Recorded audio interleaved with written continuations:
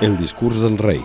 Albert, duque de York, se convierte en rey de Inglaterra, en Jorge VI, después de la abdicación de su hermano mayor, Eduardo VIII.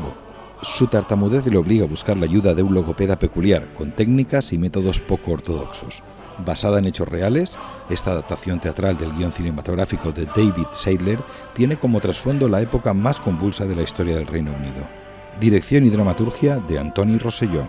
Sábado 17 de febrero a las 7 de la tarde en Sa Societat. Entrada 8 €. Venta anticipada en noticumi.com.